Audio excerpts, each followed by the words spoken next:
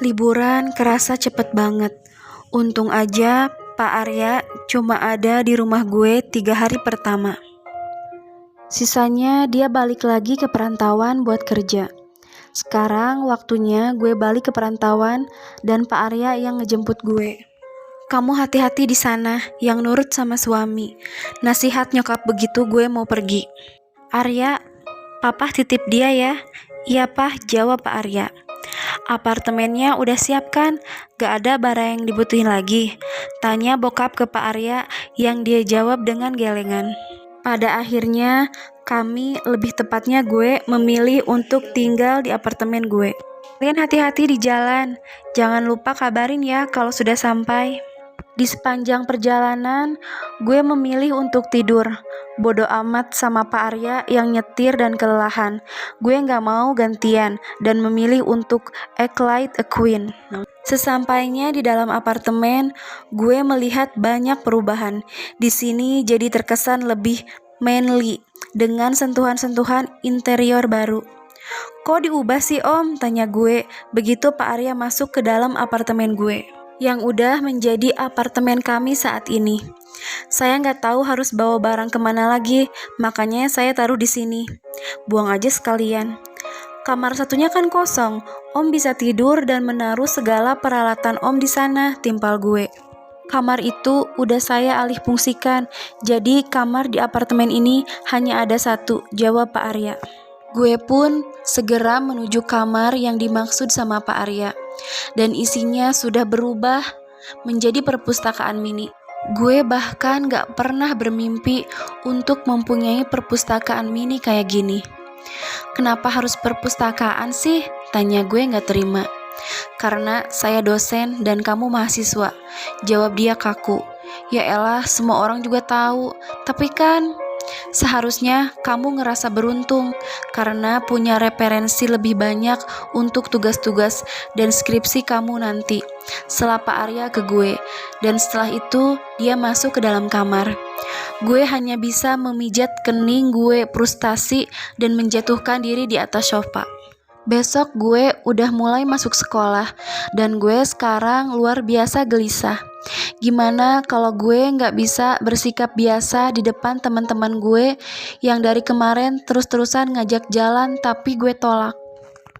Gimana gue ngejelasin semuanya ke Kara? Gimana nanti perlakuan orang yang lagi tertidur lelap di samping gue ini saat di kampus? Gue pusing sendiri mikirinnya.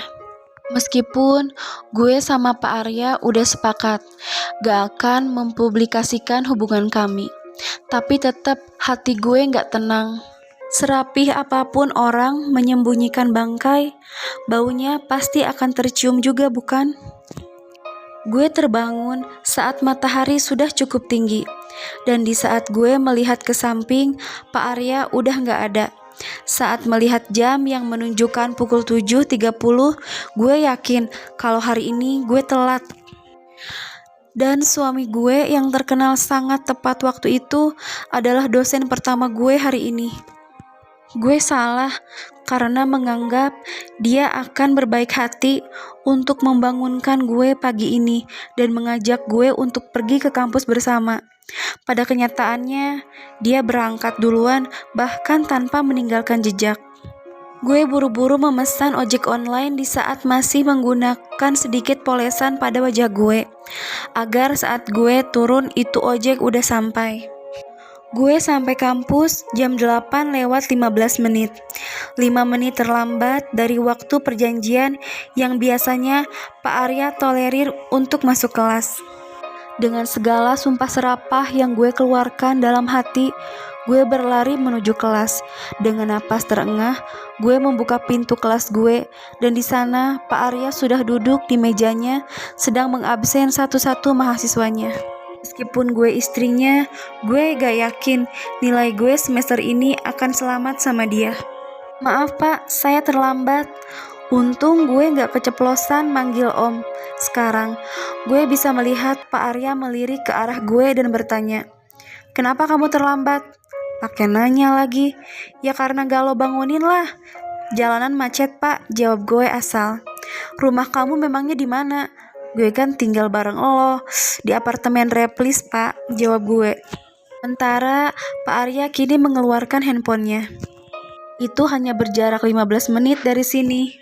Dan dari aplikasi yang saya punya gak ada kemacetan apapun, kata Pak Arya sambil menunjukkan layar handphonenya. Segala umpatan kasar gue layangkan di dalam hati ke dia. Maaf Pak, kata gue pada akhirnya. Lain kali, jangan banyak alasan. Bangun lebih pagi kalau kamu kesiangan. Hari ini saya tolerir karena masih hari pertama. Kata Arya yang membuat seisi ruang kelas sangat hening. Nama dan NPM, tanya dia. Udah ngucapin ijab kabul, pakai nama lengkap gue aja masih sok-sokan gak tahu.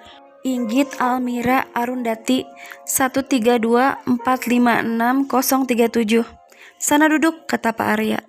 Kelas masih hening, sementara gue mencari partner in crime gue, Rara. Kalau biasanya di pelajaran dosen lain, Rara akan mengangkat tangan tinggi-tinggi tanpa ragu. Kali ini Rara cuma mengangkat tangannya sedikit, yang membuat gue menyadari keberadaannya. Ya, apa ada pertanyaan? Kalau tidak, kita akan langsung masuk ke materi kuliah pertama. Ya Altan, silahkan, kata Pak Arya begitu melihat Altan mengacungkan tangan. Bapak baru nikah ya? Di jarinya ada cincin sekarang, kata Altan yang membuat seisi kelas spontan meneriakkan kata cie. Gue mensyukuri otak cerdas gue yang sempat menaruh cincin pernikahan gue di atas meja rias gue sebelum berangkat tadi. Meskipun dalam keadaan panik dan kepepet karena telat, gue tetap ingat hal sekrusial itu. Ledekan yang terlontar dari teman sekelas gue gak berlangsung lama, karena mereka semua penasaran sama reaksi Pak Arya dengan pertanyaan frontal Altan barusan. Iya, saya sudah menikah, jawab Pak Arya yang membuat sorak-sorai dalam kelas semakin riuh. Gue deg-degan sekarang, takut dia ngebongkar semuanya. Tapi gue rasa dia cukup cerdas untuk tidak membongkar hal itu di hadapan teman-teman gue di saat dia udah bertingkah kayak tadi. Tapi dia kan gak bisa ditebak juga. Gue bingung. Emangnya kenapa, Altan? Kamu mau ngasih tiket honeymoon trip buat saya dan istri saya? Tanya Pak Arya kalem tapi menusuk seperti biasa. Gue merinding di saat dia ngomong kata istri saya di depan umum, rasanya aneh. Enggak, saya cuma kasihan sama teman saya yang ngarep sama bapak, jawab Altan terburu-buru sambil melihat ke arah gue. Brengsek, gue tahu nih Altan pasti mau ngerjain gue. Teman-teman gue udah nahan ketawa melihat gue yang udah ngasih tampang siap untuk nyekek Altan. Gak ada yang gak tahu tentang kisah perbaikan nilai gue semester kemarin yang penuh perjuangan. Makanya teman-teman gue suka ngeledekin gue sama Pak Arya. Ayo kita lanjut ke materi kuliah, kata Pak Arya. Sementara Rara udah ngikik geli tanpa suara di samping gue. Lo ditolak secara gak langsung tuh sama Pak Arya, hahaha, kata Rara yang gue tanggapi dengan memutar bola mata malas. Waktu terus berjalan sampai akhir jam kuliah yang diajarkan suami gue ini. Gak banyak dosen yang memilih langsung mengajar di hari pertama masuk kuliah. Dan suami gue termasuk ke dalam jajaran itu. Saya akan menunjuk satu orang yang akan menjadi sipen yang akan berkomunikasi dengan saya masalah tugas atau konfirmasi kehadiran.